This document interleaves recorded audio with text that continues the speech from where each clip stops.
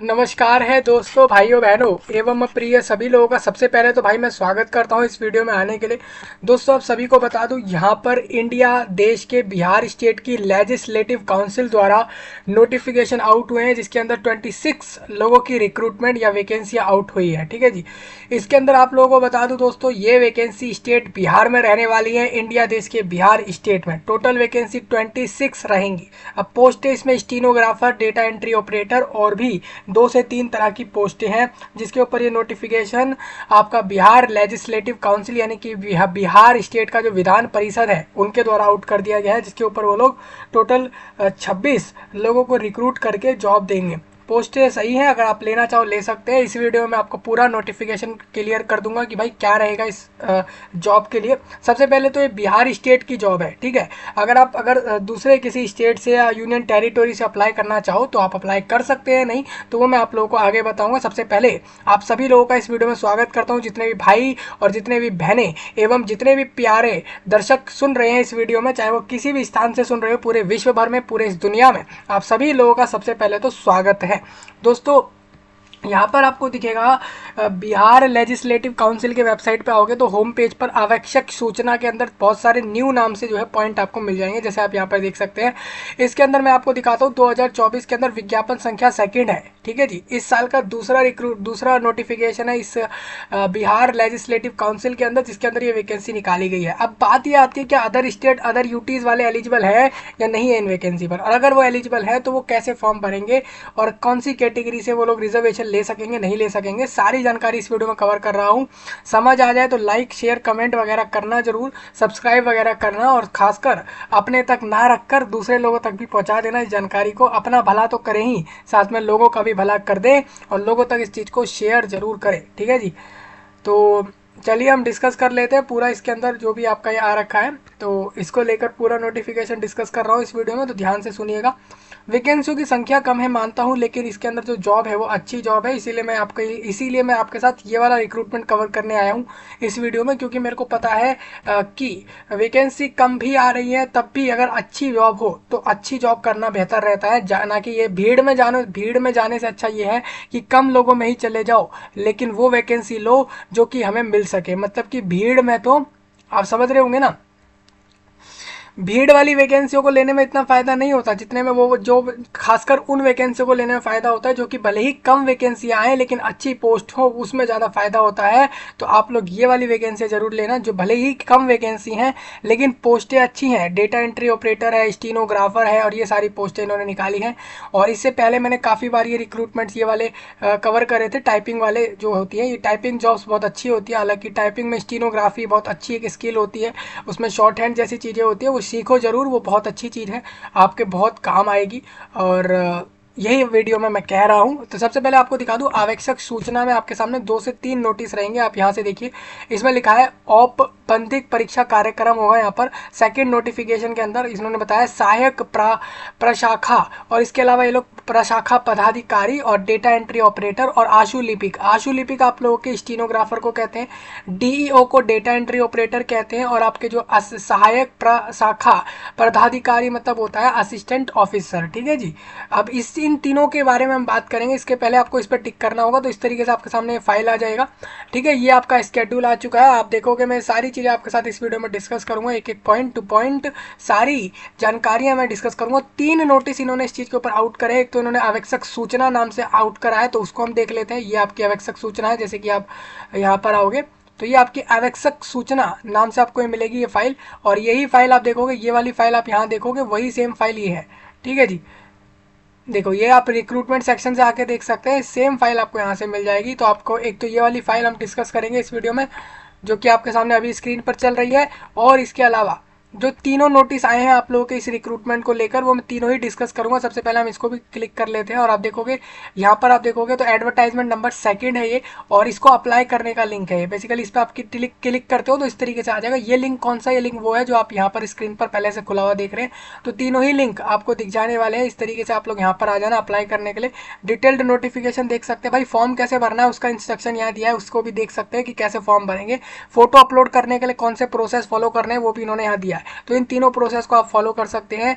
पूरे इंडिया वालों से कहूँगा पहले आप नोटिफिकेशन समझे कि आप लोग अदर स्टेट एलिजिबल है या नहीं, उसके बाद ही फॉर्म भरना। इसका फॉर्म देखिए, इसका फॉर्म चालू हो गया है कल से, आज 13 मार्च है, इसका फॉर्म 12 मार्च से चालू हुआ है और इसका फॉर्म 2 अप्रैल में बंद होगा।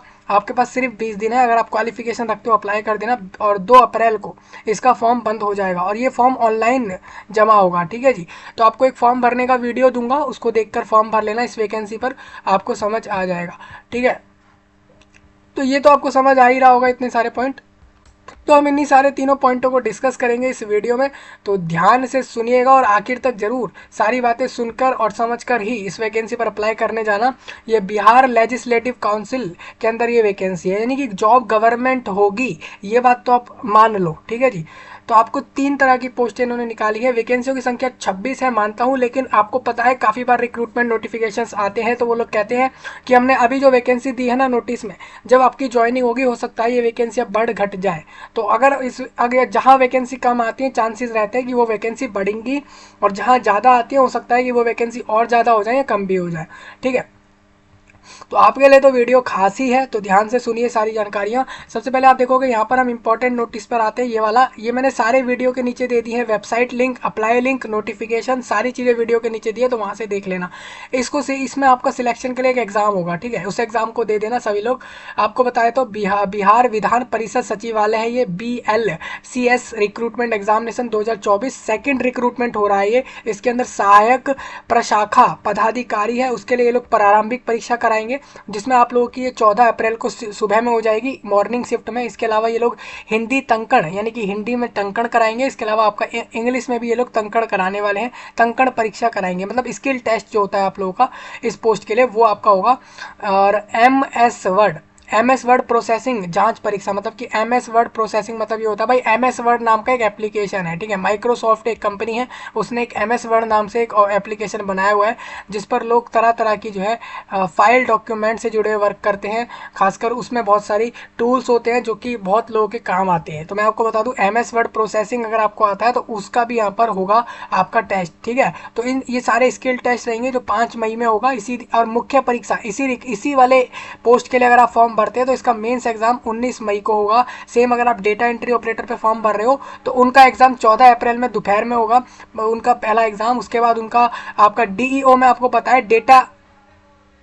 डेटा एंट्री ऑपरेटर में आपको पता है भाई, हिंदी टंकण होता है, अंग्रेजी टंकण होता है, परीक्षा होती है उसकी, मतलब हिंदी इंग्लिश टाइपिंग या टंकण आपका जो होता है वो आपका यहाँ पर होगा। ठीक है, टंकण बेसिकली होता है, टाइपिंग को टंकण कहते हैं। वहीं अगर आशु लेखन मतलब हो जाता है शॉर्ट हैंड वगैरह जो स्टीनोग्राफी के अंदर आती है, वो स्किल अलग होती है। ठीक है जी, आप अगर देखोगे, अगर मैं बात करूँ जहाँ पर कोई नॉर्मल टाइपिंग कर रहा है तो उसकी स्पीड अगर हम बोल रहे हैं कि वो 30 वर्ड पर मिनट में टाइप करे, तो वहीं पर स्टीनोग्राफर से ज़्यादा वर्ड टाइपिंग मांगी जाती है उतने ही समय में, क्योंकि स्टीनोग्राफी में आप देखोगे कि जो शॉर्ट हैंड है वो एक ऐसी स्किल है जिसके अंदर आप लोग एक ही साथ मतलब बड़े बड़े वर्डों को एक छोटे से सिंबल टाइप में उसका करते हैं, ये कोडिंग वर्क आपका हो जाता है।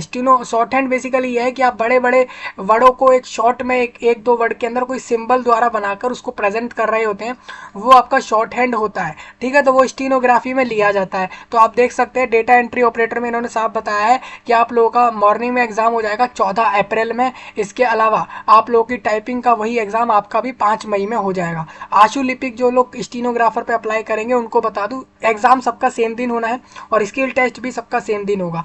स्टीनोग्राफी में यहाँ पर हिंदी आशु लेखन परीक्षा है और हिंदी टंकण और अंग्रेजी टंकण परीक्षा ली जाएगी। ठीक है, तो इसके लिए आप रेडी हो जाना। ये एग्जाम का इन्होंने स्केड्यूल भी निकाल दिया है। इन्होंने बोला है कि एग्जाम की डेट्स में हो सकता है कि कोई चेंजेस प्रकाशित की जाएगी। अगर कोई चेंज होता है इस डेट में तो आपको बताया जाएगा। आपको बता दूं, ये इन्होंने एक चीज़ और ये भी यहाँ पर कही है कि आप लोग सोमवार से शनिवार, मतलब कि आप लोग संडे को छोड़कर बाकी सारे दिनों में 6 के 6 दिनों में सुबह में 10 से शाम के 5 तक आप लोग इन 2 नंबरों पर कॉल कर सकते हैं अगर आप फॉर्म भरने में कोई परेशानी आ रही हो या इस रिक्रूटमेंट से जुड़ा हुआ कोई भी डाउट आपका हो। ठीक है जी, और आप लोग मेल भी इन लोगों को कर सकते हो। तो ये आपका स्केड्यूल आ चुका है। ये बिहार स्टेट में होगी रिक्रूटमेंट, बिहार के विधान परिषद सचिवालय में जाएगी रिक्रूटमेंट, मतलब कि बिहार का जो लेजिस्लेटिव काउंसिल है वहाँ पर ये वैकेंसियाँ जा रही हैं, तो आप अप्लाई कर सकते हैं। ठीक है, ये नोटिस समझ आ गया। अब हम डिटेल्ड नोटिस डिस्कस कर लेते हैं। आप देखिए यहाँ पर क्या लिखा है, बिहार विधान परिषद सचिवालय के अंतर्गत ये लोगों को रिक्रूट कर रहे हैं, बेसिकली खाली वैकेंसियों पर रिक्रूट कर रहे हैं लोगों को, और उसके लिए आप लोग फॉर्म भर सकते हैं। 12 मार्च से फॉर्म चालू हुआ है और 2 अप्रैल को फॉर्म बंद होगा। ऑनलाइन भरा जाएगा। नोट में कुछ पॉइंट है, रीड कर सकते हैं। वही सारी डेट यहाँ दोबारा आ गई हैं। और ये पदों पे जिसको भी आवेदन करना हो, अगर आप एलिजिबल हैं तो अप्लाई कर सकते हैं, ठीक है। अभी लोग पूछेंगे इसमें, आपको मैं बता देता हूँ आरक्षण वगैरह है या नहीं है। तो अगर आप लोग सहायक प्रशाखा पदाधिकारी पोस्ट लेते हो तो आप लोगों को बता देता हूँ कि टोटल आप लोगों के लिए जो वैकेंसी निकाली गई है टोटल, तो वो निकाली गई है आप लोगों की 17, और इसके अंदर आप लोगों की जो है बैकलॉग और सारी मिला लेते हैं हम 19 आप लोग देख सकते हैं। ये 17 और इसमें 5 अलग दिए हैं इन्होंने और 2 अलग, इस तरीके से टोटल इन्होंने 19 वैकेंसी दी है, ठीक है जी। सहायक प्रशाखा पदाधिकारी में 19 वैकेंसी इनके द्वारा आई हैं, जिसके अंदर आप देख सकते हैं कि भाई ये लोग अनारक्षित यानी कि जनरल वर्ग से कितने लोगों को लेंगे, जनरल से सेम उसी पोस्ट पर 4 लोगों को लेंगे। वहीं ये लोग अनुसूचित जाति से 3 को लेंगे, जनजाति से नहीं लेंगे इस पोस्ट पर, और अत्यंत पिछड़ा वर्ग से 6 लोगों को लेंगे, ठीक है। तो टोटल 19 लोगों को इनको रिक्रूट करना है। सहायक प्रशाखा पदाधिकारी असिस्टेंट ऑफिसर इनको लेना है। इसके अलावा डीईओ के पोस्ट आपको बता देता हूँ। डीईओ के पोस्ट में आप देख सकते हैं टोटल वैकेंसी इनकी आई है 5 आई है सिर्फ, ठीक है। तो 19 और 5 कितने हो गए भाई, 24 हो गए, ठीक है। इस तरीके से आप देख लेना। और ये जो 5 वैकेंसी हैं इसमें आप देख सकते हैं SC ST OBC किसकी कितनी है, ठीक है जी। सेम आशुलिपिक की इन्होंने स्टीनोग्राफर की 2 वैकेंसी दी है। अब मैं कहूँगा भाई वैकेंसियाँ तो कम ही है लेकिन सैलरी सही है, अगर आप लेना चाहो ले सकते हैं। शैक्षणिक योग्यता इन्होंने बोला है, आप लोग देख लीजिए। सबसे पहले अगर आप असिस्टेंट ऑफिसर का पोस्ट लेते हो तो आप लोगों को 45,000 से 1,40,000 तक का सैलरी होगा, प्लस इसमें आपको अन्य भत्ते भी मिलेंगे, जैसे महंगाई भत्ता, हाउस रेंट अलावेंस या दूसरे अलावेंस जो है वो भी यहाँ पर मिलेंगे। आपकी क्वालिफिकेशन होनी चाहिए कि राज्य या फिर बिहार स्टेट में या फिर केंद्र सरकार से मान्यता प्राप्त, मतलब रिकॉग्नाइज्ड किसी भी विश्वविद्यालय से बैचलर डिग्री जिसने भी करी है वो लोग फॉर्म भर सकते हैं। इसके अलावा हिंदी तंकड़ और इंग्लिश तंकड़ में उसको 30 वर्ड पर मिनट का टाइपिंग आता हो इस पोस्ट के लिए। और वांछित योग्यता यह है कि कंप्यूटर पाठ्यक्रम में प्रमाण पत्र जिसको AICTE ने या फिर DOE ACC ने या फिर NIE और LIT की मान्यता प्राप्त हो, इनमें से किसी ने भी अगर रिकॉग्नाइज कर रखा है उस जगह से, अगर आप लोग कंप्यूटर प्रोग्राम में आप लोगों की सर्टिफिकेट है तो आप फॉर्म भर सकते हैं, या फिर आपके पास कंप्यूटर दस्ता जांच का भी है तो भी आप लोग फॉर्म भर सकते हैं, ठीक है। तो बेसिकली ये सब है आप लोगों के लिए क्वालिफिकेशन असिस्टेंट ऑफिसर के पोस्ट के लिए। सेम अगर आप DEO पोस्ट को लोगे तो आपसे 25,000 से लेकर 80,000 के बीच का सैलरी होगा, अदर एलेवेंस वगैरह भी रहेंगे। और इसमें आपको कहा है कि बिहार स्टेट की गवर्नमेंट या फिर आपका सेंट्रल गवर्नमेंट यानी इंडिया देश की गवर्नमेंट उनके द्वारा स्थापित यानी मान्यता प्राप्त किसी भी इंस्टीट्यूट या संस्था से पूरे इंडिया में अगर आपने 12th क्लास पास करी है तो आप लोग, और इसके साथ साथ कंप्यूटर में अगर आप लोग 8,000 की डिप्रेशन प्रति घंटा, मतलब पर आवर में अगर आप लोग 8,000 वर्ड्स को जो है, मतलब की डिप्रेशन बेसिकली ये होता है। की डिप्रेशन मतलब कि आप लोग पूरे एक घंटे में 8,000 जो है अलग अलग जो है की को दबा लेते हो, बेसिकली टाइप कर लेते हो, तो आप लोग DEO पोस्ट के लिए अप्लाई कर सकते हो। इसके अलावा आपके पास कंप्यूटर पाठ्यक्रम में प्रमाण पत्र होना चाहिए, ये सब इनको चाहिए। तो यहाँ पर क्वालिफिकेशन साफ साफ लिखी है। DEO के लिए तो सिर्फ 12th पास चाहिए, असिस्टेंट पदाधिकारी के लिए इनको चाहिए ग्रेजुएट। उसके अलावा क्वालिफिकेशन आप यहाँ से देख सकते हैं टाइपिंग और बाकी चीज़ों की। सेम अगर आप स्टीनोग्राफी पर अप्लाई करोगे तो स्टीनोग्राफी के लिए आप लोगों को शॉर्ट हैंड आना चाहिए, बेसिकली 80 वर्ड पर मिनट आपका होना चाहिए, टाइपिंग भी आपको आनी चाहिए। इसके अलावा आप लोग जो है स्नातक मतलब बैचलर डिग्री पास आउट होने चाहिए। तो ये आप यहाँ से क्वालिफिकेशन रीड कर लेना। आरक्षण किसको मिलेगा भाई, इधर मैं साफ साफ बता दूं, आरक्षण सिर्फ बिहार के जितने भी निवासी हैं उनको मिलेगा। बिहार राज्य के बाहर के निवासी अभ्यर्थियों को आरक्षण का लाभ दे नहीं होगा। ऑनलाइन आवेदन में भरा गया स्थायी पता, स्थायी निवास ही आरक्षण प्रयोजन के लिए अनुमान्य होगा। मतलब इसमें साफ साफ ये हो जाता है कि जो स्टेट के बाहर वाले लोग हैं, यानी कि अगर कोई दिल्ली है, पंजाब से, कर्नाटका, केरला से और मणिपुर और मेघालय से, या फिर केरला से, या फिर किसी भी स्टेट, किसी भी यूटी से बिहार को छोड़कर इंडिया में से कहीं से भी फॉर्म भरता है तो वो इस वैकेंसी को ले सकता है, लेकिन उसको रिजर्वेशन नहीं मिलेंगे, वो जनरल से ले सकता है। इन्होंने साफ साफ यहाँ पर क्लियर कर दिया, ये वाला पॉइंट यहाँ पर बता रहा है। इसके अलावा इन्होंने ये भी बोला है ऑनलाइन आवेदन आपको भरना है तो सब कुछ सही सही भरना है, और ऑनलाइन फॉर्म में आप जैसा भर रहे हो जिस भी कैटेगरी में आपको उसी कैटेगरी का फ़ायदा मिलेगा। ठीक है जी, तो अपनी सही डिटेल देनी है आप लोगों को फॉर्म में। बाकी ये पॉइंट आप यहाँ से रीड कर सकते हैं, आपके लिए इंपॉर्टेंट रहेंगे, आरक्षण से जुड़े हुए पॉइंट हैं, ये आप यहाँ से रीड कर लेना। उम्र सीमा मैं आपको बता दूँ, इस पोस्ट पर अप्लाई करने के लिए 1 जनवरी 2024 को जो लोग भी 21 प्लस कर गए थे, और खासकर अगर आप DEO data entry operator post apply कर रहे हो तो 18 प्लस, अगर आप स्टीनोग्राफर अप्लाई कर रहे हो तो 21 प्लस होने चाहिए। इसके अलावा मैक्सिमम एज मैं आपको बता देता हूँ, आप अगर पुरुष हो और जनरल से हो तो 37 एज, अगर आप लोग महिला हो और जनरल से हो तो आप लोगों की 40 एज इन्होंने रख दी है, मतलब पूरे इंडिया की महिलाओं की एज 40 रहेगी। ठीक है, अपर एज अप्लाई करने के लिए। जनरल वालों की एज बता रहा हूँ, सिंपल समझिए। बाकी रिजर्वेशन वाइज आप लोग देख लेना, SC ST अपने अपर एज में 5 साल जोड़े, OBC 3 साल जोड़े अगर वो बिहार से है। ठीक है जी, इस तरीके से जोड़ लेना। आपका 10th का पासिंग सर्टिफिकेट जो होगा, मार्कशीट जो होगा, उससे प्रूफ होगा कि आप लोगों की एक्चुअल में कितनी एज है। ठीक है, तो ये सारे पॉइंट आप यहाँ से रीड कर सकते हैं। देखिए मैंने आपको एज बता दी यहाँ से, ठीक है, क्वालिफिकेशन बता दी है, सैलरी बता दी है, पोस्टों में वैकेंसियाँ बता दी हैं, और ऑल इंडिया इस पर एलिजिबल रहेंगे आप लोग, पूरे इंडिया से आप लोग कहीं से भी फॉर्म भर सकते हैं इसमें। परीक्षा की पद्धति मतलब मैं आपको बता देता हूँ इसमें परीक्षा क्या होगी। तो देखिए ये एग्जाम OMR शीट पर होगा, मतलब कि एक से ज़्यादा ऑप्शन, 4 ऑप्शन मिलेंगे, एक ऑप्शन सही है बाकी तीनों गलत है, इस तरीके से आपका पेपर होगा। एक एग्जाम होगा, उसका स्केड्यूल मैंने आपको बता दिया है। उस एग्जाम के बाद ये लोग टाइपिंग वगैरह का स्किल टेस्ट कराएंगे, और टाइपिंग स्किल टेस्ट के बाद ये लोग आपसे आपके डॉक्यूमेंट वेरिफिकेशन वगैरह कराएंगे। आप देख सकते हैं यहाँ पे, देखिए स्किल टेस्ट वगैरह हो रही है यहाँ पे। स्किल टेस्ट के तुरंत बाद ये लोग आपका जो है रिजल्ट निकालेंगे, रिजल्ट के बाद ये लोग कहेंगे आप अपना डॉक्यूमेंट वेरीफाई कराएं और ज्वाइनिंग ले लें और जॉब करें।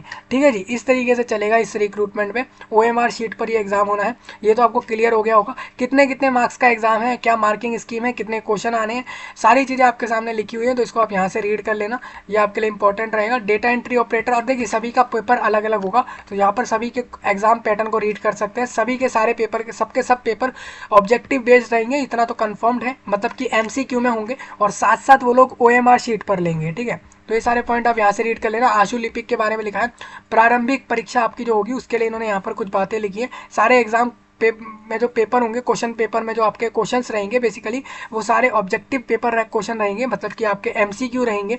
2-2 घंटे का आपको पेपर करने का समय मिलेगा, और 100 प्रश्न उसके अंदर वो लोग देंगे।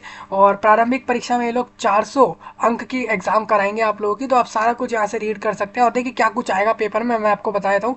सामान्य अध्ययन आएगा, उसके आप देखोगे प्रश्नों की संख्या 40 होगी। सामान्य विज्ञान मतलब जनरल साइंस और मैथ्स आएगा, 30 क्वेश्चन उसमें होंगे। और मानसिक क्षमता मतलब मेंटल एबिलिटी जांच, इसके अलावा आपकी जो है यहाँ पर तार्किक विचार से जुड़े हुए क्वेश्चंस यहाँ पर देंगे। ठीक है, इस प्रारंभिक परीक्षा के अधीन उम्मीदवार का परीक्षाफल और घोषित किया जाएगा। तो इस एग्जाम को पास करने वाले लोग ही स्किल टेस्ट में बैठेंगे, ये आप समझ गए होंगे। ये सारे एग्जाम 14 अप्रैल को होंगे। ठीक है, तो आपके पास समय ज़्यादा है नहीं, अगले महीने सेम आज ही के दिन एग्जाम हो जाएगा, 13-14 तारीख में हो जाएगा। ठीक है जी, तो ये सब आप देख सकते हैं, आपका एग्जाम पैटर्न वगैरह आप यहाँ से समझ सकते हैं कैसे होने वाला है, क्या क्या टॉपिक आएंगे आप यहाँ से देखिए। ये इन्होंने यहाँ पे टॉपिक दिए हुए हैं, कौन कौन से टॉपिक देंगे हम।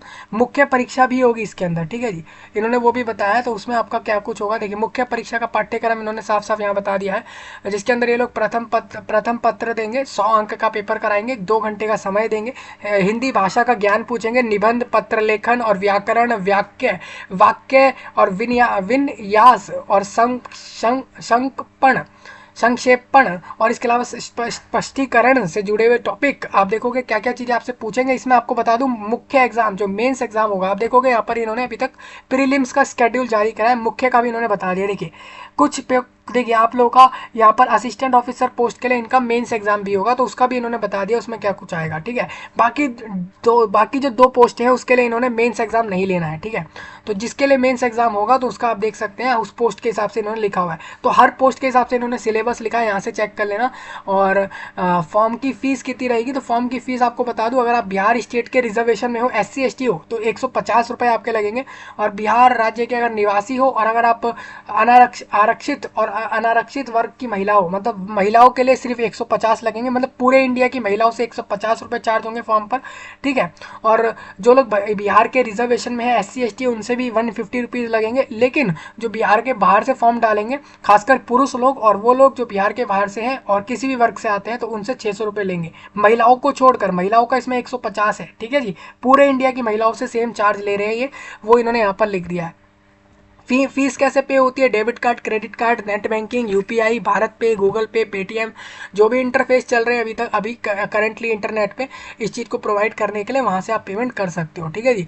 हो सकता है कोई बैंक आपसे कोई चार्ज कर रहा हो, 3 रुपये, 4 रुपये, 5 रुपये, 10 रुपये, 15 रुपये, जो भी उनका जीएसटी या सर्विस चार्ज होता है वगैरह जो भी लग रहा होगा। फॉर्म का जीएसटी चार्ज अलग जाएगा, वो अलग जाता है, गवर्नमेंट पे जीएसटी चला जाता है, फॉर्म की फीस जो है वहाँ पर चली जाती है जिस विभाग में वैकेंसी लेता है कैंडिडेट, और बैंक का चार्ज बैंक को चला जाता है। ठीक है जी। तो इस तरीके से आपके जो है चार्जेस डिवाइड हो जाते हैं, तो इस तरीके से आपका फीस पे होगा। तो आप समझ गए होंगे यहाँ पर सारी फीसों के फीस के बारे में, फॉर्म भरने से जुड़े हुए सारे पॉइंट, और ये इन्होंने सारे कुछ इंपॉर्टेंट पॉइंट लिखे हैं, इसको भी आप रीड करना चाहें रीड कर लेना, ये सब रहेगा। अब कोई लोग पूछेंगे इसके एग्जाम सेंटर कहाँ होंगे इस एग्जाम के लिए, तो मैं आपको बता दूँ 14 अप्रैल को एग्जाम रहेगा इसमें।